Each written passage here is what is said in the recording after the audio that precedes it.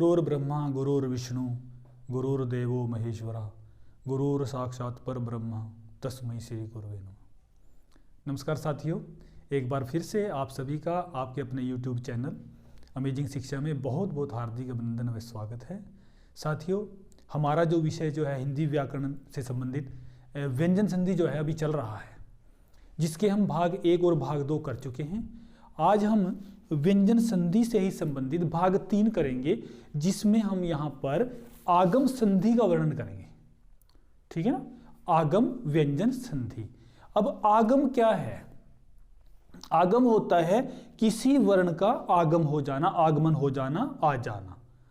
अब 2 पद होते हैं, एक तो पहला पद होता है, उसके बाद दूसरा पद होता है। जब दोनों पदों के बीच में कोई भी वर्ण आ जाता है, उसे हम आगम व्यंजन संधि बोल देते हैं। ठीक है, तो कैसे लिखेंगे उसको हम देखिए, किसे कहते हैं।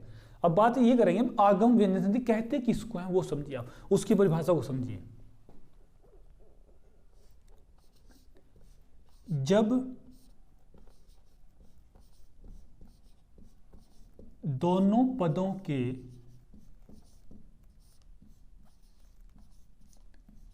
मध्य,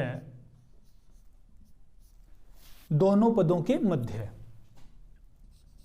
च, ठीक है, श और स, 3 वर्ण है, ध्यान रखना आपने। च मूर्धन्य श है, तालव्य श है। ठीक है, नहीं तालव्य नहीं, दंत्य श है। तो ये जो 3 वर्ण हैं, ये तीनों जब दोनों पदों के बीच में आएंगे, मध्य में आएंगे, तो इसको बोलते हैं हम आगम व्यंजन संधि।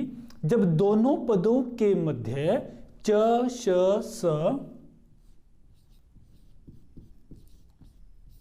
वर्णों का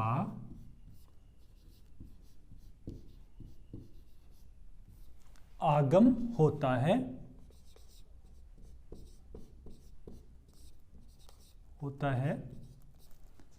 तो जब दोनों पदों के मध्य च श स वर्णों का आगम होता है, तो वह आगम व्यंजन संधि, आगम व्यंजन संधि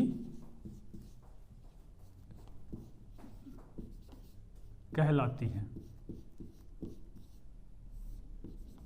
ठीक है, 3 वर्णों का आगम होगा, च का, श का, स का। कैसे होगा वो भी बात करेंगे, बस ये ध्यान रखें आप कि ये जो तीनों वर्ण है ना, जब दोनों पदों के बीच में आ जाएं, दोनों के मध्य में आ जाएं, तो इसको क्या बोलना है, आगम व्यंजन संधि।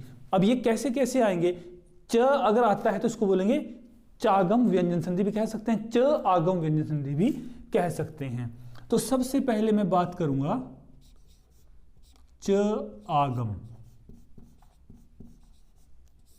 व्यंजन संधि।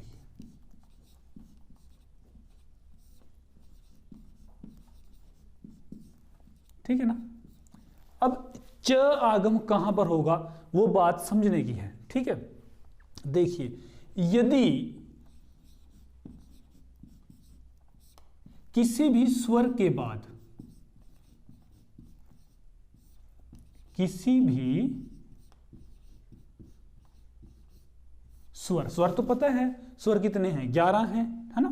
तो मैं एक बार फिर कहना चाहूंगा कि जो हमारी पहली वीडियो है, चाहे उसमें वर्णमाला है, चाहे वो स्वर है, स्वरों का विभाजन है, व्यंजन का विभाजन है, वो देखना बहुत जरूरी है। क्योंकि अगर हमें स्वर और व्यंजन का बहुत अच्छे से ज्ञान होगा, तो ये संधि में हमें कोई दिक्कत नहीं आएगी, कोई समस्या नहीं आएगी फिर हमें। ठीक है ना, तो आप स्वर व्यंजन ये तो आपको देखना ही, समझना ही पड़ेगा। ठीक है ना, उसके बाद ये आसानी से आपको समझ में आ जाएगा। च आगम, यदि किसी भी स्वर के बाद छ हो, क्या हो, छ हो, तो दोनों पदों के बीच में, दोनों पदों के बीच में च आगम हो जाता है। च आगम समझ, अभी बताया ना मैंने, च आगम मतलब दोनों पदों के बीच में क्या आ जाएगा, च आ जाएगा। इसमें कोई दूसरा कोई परिवर्तन नहीं होगा इस संधि में, बस आपने क्या करना है, दोनों पदों के बीच में च लिख देना है, बस इतना सा काम हमने करना है। च आगम हो जाता है, ठीक है। क्या कहा, फिर से देखते हैं। च आगम कहां होगा, यदि किसी भी स्वर के बाद छ हो, छ आ जाए तो दोनों पदों के बीच में या दोनों पदों के मध्य में च आगम हो जाता है। इसको उदाहरण के माध्यम से समझते हैं। देखिए, स्व और छंद, छंद, स्व छंद, ये है। यहां क्या है, अ है। देखिए, अगर यहां पर ये कर दिया हमने, ये बात मैं बार बार ये बात समझाता हूं। पहले तो यहां पर आप स्वर और व्यंजन की पहचान समझ लें। यदि यहां हल है, हलंत है, तो समझिए ये व्यंजन वर्ण है। परंतु यहां पर जो है ना, ये नहीं है, यहां ये है स्व, तो व के पीछे यहां क्या है, पीछे अ है, तो अ क्या है, स्वर है, और स्वर के जो सामने क्या है, छ है। अब यही तो हमने बात की कि स्वर के बाद छ है ना, स्वर, यहां स्वर है अ और यहां छ है, तो दोनों के मध्य किसका आगमन हो गया, यहां पर च का। तो कुछ कोई परिवर्तन नहीं, केवल मात्र क्या करना है, हमने स्वच्छंद, ये बन जाएगा स्वच्छंद, कोई दिक्कत नहीं है। इसी प्रकार से कितने भी उदाहरण कर लीजिए। अनुच्छेद है ना, अक्सर पढ़ते हैं हम अनुच्छेद। अब अनु, यहां देखिए क्या है, ऊ है, ऊ क्या है, स्वर है, और स्वर के सामने छ है, तो दोनों पदों के बीच में क्या हो जाएगा, च का आगम हो जाएगा। तो ये क्या बन जाएगा, अनुच्छेद, ठीक है। और भी जैसे हम संधि करते हैं ना, संधि, इसी का उदाहरण ले लेते हैं, संधि छेद का ही। देखिए, संधि है ना, संधि क्या होता है, जोड़ना, और छेद कर देना मतलब उसको अलग अलग कर देना। अब ई है, ध में क्या है, ई है, और ई क्या है, स्वर है। स्वर के बाद अगर छ आए तो दोनों पदों के बीच में च आगम हो जाता है। मैं बार बार इसलिए बोल रहा हूं ताकि लक्षण, ये जो इसका लक्षण है ना, इसका नियम है, परिभाषा, वो आपको याद हो जाए। स्वर के बाद अगर छ हो तो दोनों के मध्य च का आगम हो जाता है। क्या बोलते हैं हम, संधिच्छेद, ऐसे बोलते हैं ना, ये, ठीक है। कितना आसान है, बस ये आपको नियम ध्यान रखना है, ठीक है ना। संधिच्छेद है, अनुच्छेद है, विच्छेद, वि गण छेद है, विच्छेद हो जाएगा, वि धन छिन्न है, विच्छिन्न हो जाएगा। कितने भी उदाहरण कर लीजिए, है ना। जैसे वि है और छिन्न है, विच्छिन्न कर देते हैं ना, अलग अलग छिन्न भिन्न कर देना बोलते हैं हम, विच्छिन्न। अब ई है, यहां पर सामने क्या है, उसके छ है, तो दोनों के मध्य में क्या आएगा, च का आगम हो जाता है। तो ये क्या बन जाएगा, विच्छिन्न, ये बन जाएगा, ठीक है ना।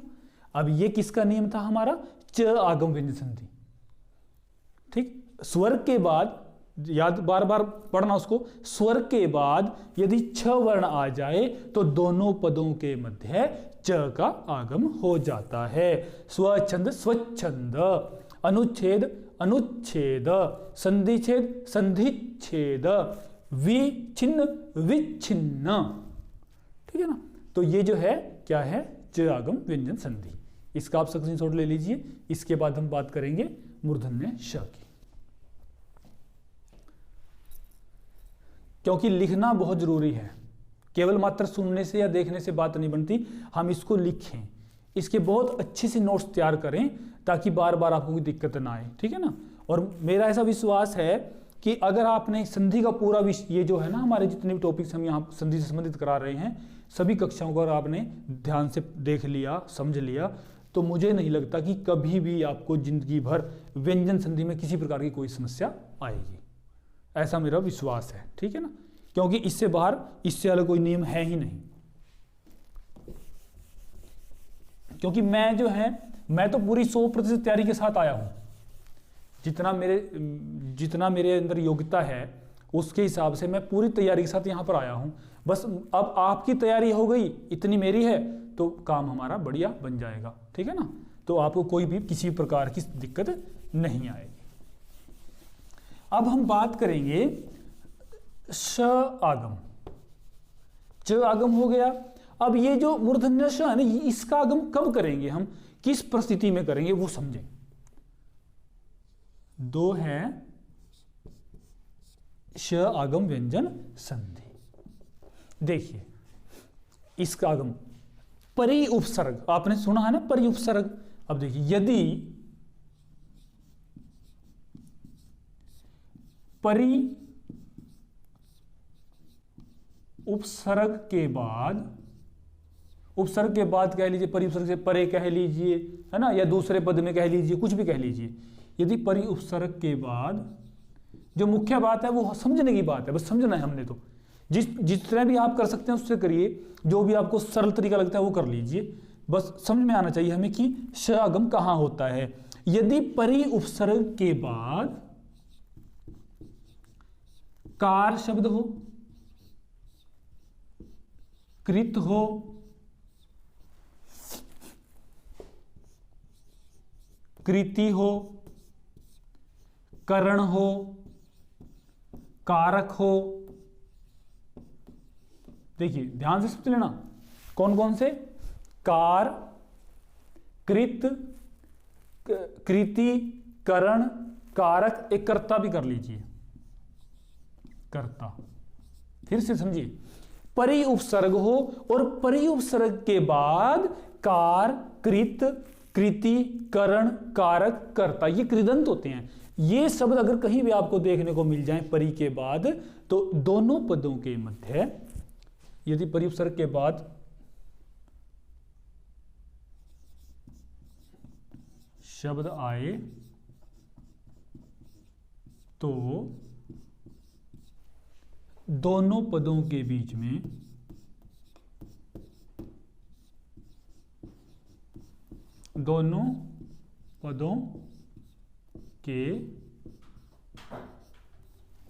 में श आगम हो जाता है। श आगम हो जाता है।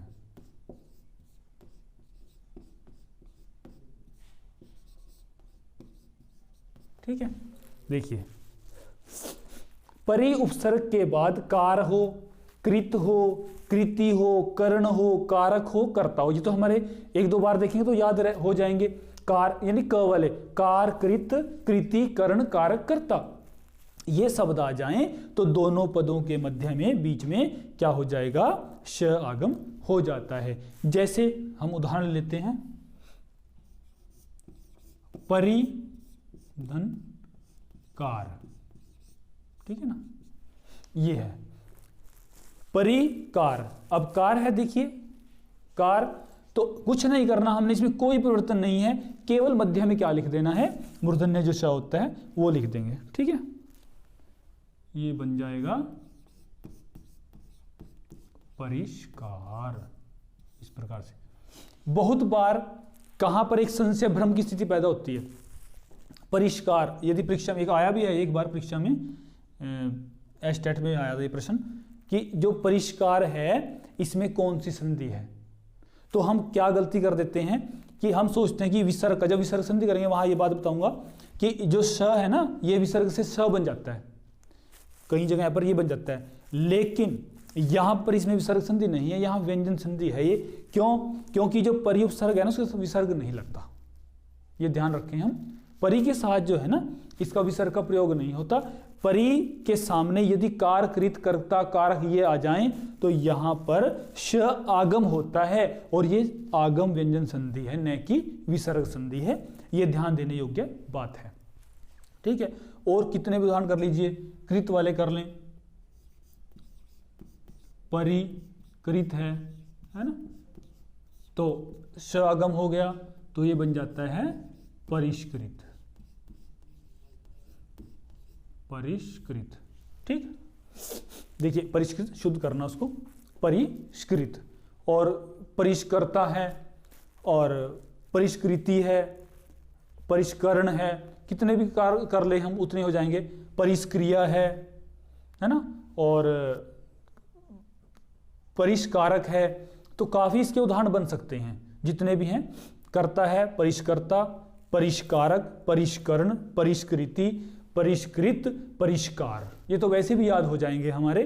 बस हमने ये ध्यान रखना है, परि उपसर्ग के बाद कार हो, कृत हो, कृति हो, कर्ण हो, कारक हो, कर्ता हो, ये सभी शब्द अगर आ जाएं तो दोनों पदों के मध्य में श आगम हो जाता है। इस प्रकार से ये उदाहरण है। ठीक है, इसका आप स्क्रीनशॉट ले लीजिए और बाद में आपने इसको लिखना भी है। इसके बाद जो तीसरा वर्ण है ये स, दंत्य स, इसका आगम कहां होगा, कैसे होगा, वो समझते हैं। देखिए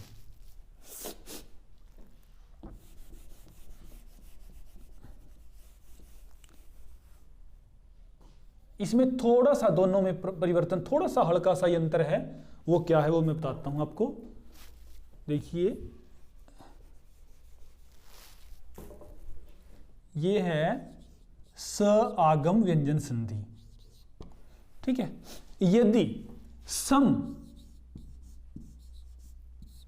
वहां क्या था, परि था, बस ये थोड़ा सा अंतर है। वहां जो मूर्धन्य स था ना, इसका आगम कहां होगा, जब परि उपसर्ग के सामने कृतकार, करकारक वगैरह होंगे। और ये दंत्य जो स है, इसका आगम कहां होगा, यदि सम उपसर्ग के बाद कार हो, कृत हो, कृति हो, कर्ण हो, कारक हो, वही सारे जो हैं वही शब्द आ जाएं, दोनों पदों के मध्य कौन सा स हो जाएगा, ये दंत्य स आगम हो जाता है। ये अंतर है। ठीक है ना, इस स में, इस स में, वहां परि से परे ये शब्द थे, यहां सम उपसर्ग से परे ये शब्द हैं। ठीक है, इसके उदाहरण देख लेते हैं हम। और हां, स आगम हो जाता है। एक जो दूसरी बात है, थोड़ा सा इसमें और म के स्थान पर, म के स्थान पर अनुस्वार हो जाता है।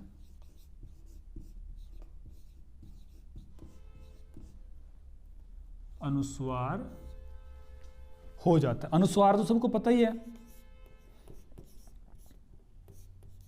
अनुस्वार, अनुनासिक, ये सब आपको करा चुके हैं। ठीक है, हो जाता है। अब इसको हम उदाहरण के माध्यम से समझेंगे। क्या कहा उसने, सम उपसर्ग के बाद यदि कार, कृत, कृति, कर्ण, कारक, कर्ता, ये सारे शब्द आ जाएं तो दोनों पदों के मध्य किसका आगम हो जाएगा, श का आगम। ये स, दंत्य स का आगम हो जाता है। और जो म है, सम का जो म होगा, म के स्थान पर अनुस्वार हो जाता है। ठीक है, जैसे एक उदाहरण हम लिखते हैं यहां पर, सम धन कृत, ये है। ठीक, अब सम उपसर्ग से क्या है आगे, क है, कृत है, कृत है ना, सम से परे कृत है, तो किसका आगम होगा, स का आगम होगा। और म को क्या होगा, अनुस्वार होगा। देखिए ये हमने म को क्या कर दिया, अनुस्वार कर दिया। और आगम किसका है, दंत्य स का आगम है ना, तो ये क्या बन जाता है, संस्कृत। इसका उच्चारण संस्कृत भी करते हैं, संस्कृत भी करते हैं। कुछ विद्वान संस्कृत करते हैं, कुछ विद्वान संस्कृत करते हैं। ठीक है, तो क्या नियम था कि सम उपसर्ग से परे, सम उपसर्ग के बाद कृति हो, कारक हो, कर्ण हो, कर्ता हो, क्रिया हो, ये सभी पद यहां शब्द आ जाएं तो इन दोनों के पदों के मध्य में दंत्य स का आगम हो जाता है। और जो म है, म के स्थान पर क्या करना है, हमें अनुस्वार कर देना है। ये इसका नियम रहेगा। कितने उदाहरण कर लीजिए, हम कर लेते हैं। सम धन कार, देखिए अब सम उपसर्ग से परे क्या है, कार है, तो वही जिस तरह वहां पर बनाया हमने, मध्य में क्या आ जाएगा, दंत्य आ जाएगा और म को क्या बनाना है, अनुस्वार बनाना है। ठीक है, तो ये बन जाएगा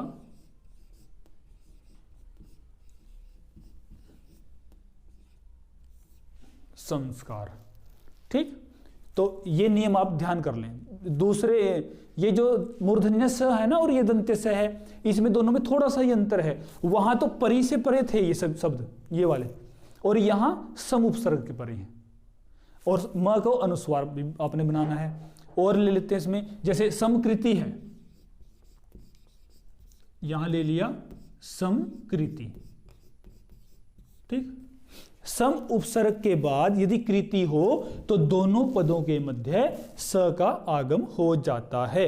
अब और म को अनुस्वार बन जाता है, तो यहां ये बन गया संस्कृति। बहुत ही आसान है, आप थोड़ा सा नियम को समझ लें, उदाहरण की कोई दिक्कत नहीं है, जितने मर्जी उदाहरण आप कर सकते हैं, बस एक बार नियम को ध्यान से पढ़ लें आप। ठीक है ना, समकृति संस्कृति, बीच में किसका आगम, स का आगम, और म को क्या हुआ, अनुस्वार हुआ, तो ये बन जाता है संस्कृति। ठीक है, तो ये स आगम व्यंजन संधि है। पहले च किया, कैसे होता है, स्वर से परे क्या होना चाहिए, छ होना चाहिए, च का आगम हो गया। फिर श परि उपसर्ग हो, उससे परे कार हो, कृत हो, कर्ण हो, कर्ता हो, कारक हो, क्रिया हो, है ना, तो वहां पर क्या हो जाएगा, मूर्धन्य स का आगम हो जाएगा। और स आगम कहां होगा, सम उपसर्ग से परे, सम उपसर्ग के बाद फिर वही सारे शब्द कृति, कृत, कृति, कारक, कर्ण, क्रिया, कर्ता हो, तो क्या हो जाएगा, दंत्य स का आगम हो जाएगा और म के स्थान पर अनुस्वार बन जाता है। तो ये नियम आपने ध्यान से समझने हैं और पढ़ने हैं। इसका आप स्क्रीनशॉट ले लीजिए और इसको आपने अपनी नोटबुक में लिखना है। ठीक है, इसको समझना है। जब 2-3 बार इसको पढ़ेंगे ना, फिर आपको अपने आप ही याद हो जाएगा। यदि आप कोई भी परीक्षा की तैयारी कर रहे हैं, जैसे परीक्षा में आपके सामने ये संस्कृत आ गया, तो आपके मन में यदि पढ़ा होगा ना, एकदम तुरंत आएगा नियम कि सम उपसर्ग लगता है, इसमें सम उपसर्ग है और सामने क्या है, कृत है, तो सम के सामने जब कृत आएगा तो किसका आगम करना, हमने स का आगम करना है भाई, और म को अनुस्वार बनाना है। ठीक है, तो समकृत संस्कृत।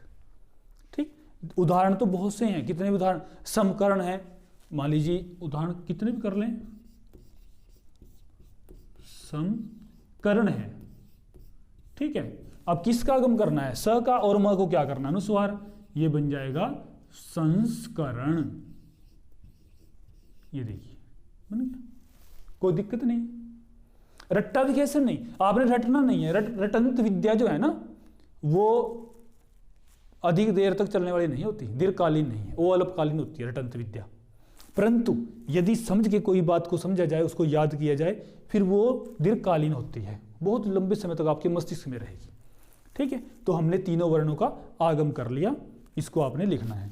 इसके बाद एक छोटी सी बात मैं और बताना चाहूंगा इसी में, ये तो आगम व्यंजन संधि है, और आगम जो है कितने वर्णों का होता है, 3 वर्णों का, च, स और श, और वो कहां कहां होता है, वो आपने बहुत ही ध्यान से अच्छे से समझ लिए हैं।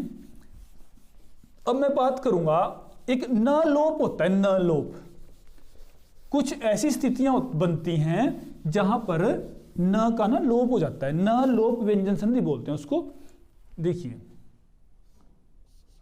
न लोप व्यंजन संधि,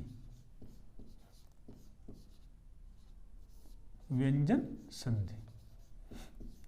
अब न लोप क्या है, देखिए, कुछ तत्सम शब्द ना हिंदी में प्रयुक्त होते हैं जब संधि करते हैं। तो जब मैं एक उदाहरण लिखता हूं, उससे आप समझ लेंगे जल्दी। मैंने यहां लिख दिया आत्मन विश्वास। देखिए, ये तत्सम शब्द है, संस्कृत का शब्द है आत्मन, आत्मन विश्वास। जब भी हम इस तरह संधि करेंगे इसमें, तो न जो है ना, न का लोप कर देते हैं, बाकी कुछ परिवर्तन नहीं करना, केवल मात्र क्या करना है, न का लोप। और न लोप क्या होता है, लुप्त हो जाना, उस वर्ण को वहां से हटा देना। तो ये बन जाएगा आत्मविश्वास। आत्मविश्वास। ठीक है, ये है आत्मविश्वास। इसको अगर हम लिखना चाहें ना, इसकी परिभाषा एक थोड़ा सा परिभाषा के रूप में इसको लिख लें। कैसे लिखना है, देखिए,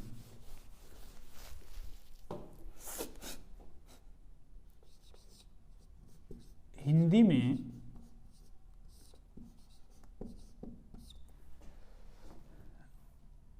संधि करते समय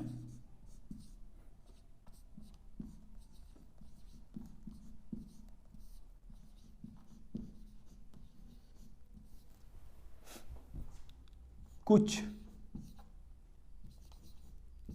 तत्सम शब्दों का प्रयोग किया जाता है। तत्सम शब्दों का प्रयोग किया जाता है जो न से युक्त होते हैं। जो न से युक्त, न से युक्त जैसे आत्मन था ना, न से युक्त आत्मन, योगिन, युवन, ऐसे बहुत से अभी उदाहरण के माध्यम से समझेंगे जो न से युक्त होते हैं। युक्त होते हैं। यहां पर ना संधि की बजाय ना संधि विच्छेद कर लें। एक मिनट, यहां पर ना थोड़ा सा इसको देखिए, हिंदी में संधि विच्छेद,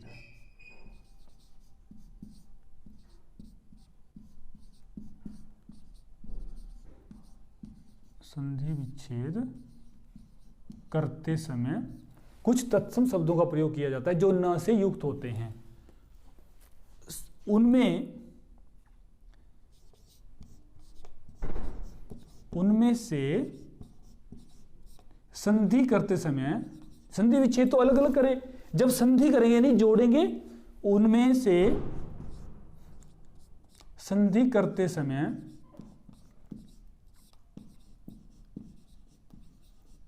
न का लोप हो जाता है।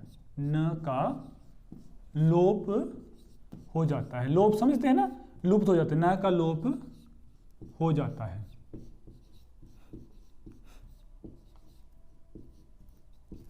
ठीक, जब संधि करेंगे न का लोप, संधि विच्छेद में न होता है। जैसे अभी मैंने लिखा था आत्मन विश्वास, ऐसे बहुत से उदाहरण हैं। हम कर लेते हैं पक्षिन, जैसे ये तत्सम शब्द है, पक्षिन है ना, और गण। देखिए पक्षिन गण, संधि विच्छेद करते समय क्या था, यहां तत्सम शब्द है पक्षिन, परंतु जब हम संधि करेंगे तो जो न है ना उसका लोप कर देंगे, तो क्या बन जाएगा, पक्षी गण। कई बार परीक्षा में ये पूछ सकते हैं कि पक्षी गण का संधि विच्छेद क्या होगा। हम पता नहीं क्या क्या सोच लेंगे वहां पर। ये न जो है ना हमारे मस्तिष्क में ही नहीं आएगा, अभी न भी हो सकता है, लेकिन पक्षिन गण ऐसे बनती संधि विच्छेद, पक्षिन गण। और जब ये तत्सम शब्द में ना होगा तो जब संधि करेंगे तो न का लोप कर देंगे। और ले लें उदाहरण, जैसे प्राणिन है, प्राणिन है ना, प्राणिन कई बार कहते हैं ना, प्राणी, प्राणी मात्र बोलते हैं हम, प्राणिन, प्राणिन है, प्राणिन पद शब्द। अब न है तो जब संधि करेंगे तो न लोप हो गया, तो क्या बन जाएगा, प्राणी मात्र। ठीक, इसी प्रकार से एक अन्य उदाहरण लेते हैं, युवन है, युवन, युवन अवस्था। ठीक, युवन अवस्था। अब न लोप हो गया, यहां क्या है, यु अ है, सामने क्या है, अ है, और अ के सामने अगर अ आ जाए तो उसको क्या हो जाता है, दीर्घ हो जाता है। ये हमने कहां किया था, आप थोड़ा समझना, अपने विवेक से काम लेना। यहां पर अ के बाद अगर अ आ जाए तो क्या हो जाता है, आ हो जाता है। ये हमने किया था स्वर संधि का जो भेद था, दीर्घ संधि, ये वहां पर नियम पड़े थे। ठीक है ना, तो अ के सामने अ हो गया, न का तो लोप कर दिया, अ के सामने अ तो आ कर दिया, तो क्या बन जाता है, युवावस्था, युवावस्था, ये हो गया। ठीक है ना, और भी बहुत से उदाहरण है। योगिन है, योगिन ईश्वर का उदाहरण ले लीजिए।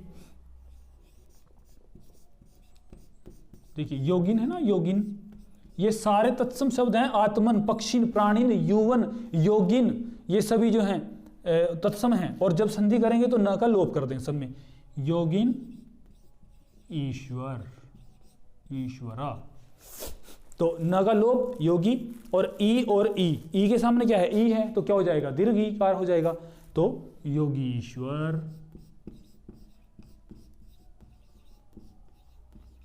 ठीक, ये हो गया। ये न लोप, कई बार ये भी प्रश्न आ जाता है, न लोप संधि, ये दे देगा और संधि विच्छेद कीजिए, है ना, या ये देगा तो संधि बनानी है तो बस न का लोप करना आपने। पक्षिणगण नहीं यहां पर लिखना, या प्राणिन मात्र नहीं लिखना, न का लोप करके जो बनेगा वो लिखना है। ठीक है, तो ये जो है न लोप व्यंजन संधि है। आज की जो हमारी ये कक्षा थी इसमें हमने क्या क्या किया कि जो आगम, कुछ आगम होते हैं, च श स का आगम हो गया 3 वर्णों का, और उसमें न लोप व्यंजन संधि है। न लोप कैसे हुआ कि जो संधि हिंदी में ना कुछ तत्सम शब्दों का प्रयोग करते हैं, जब संधि विच्छेद करके लिखेंगे तो उनमें न का प्रयोग होता है, और जब हम संधि करेंगे तो न का लोप हो जाता है।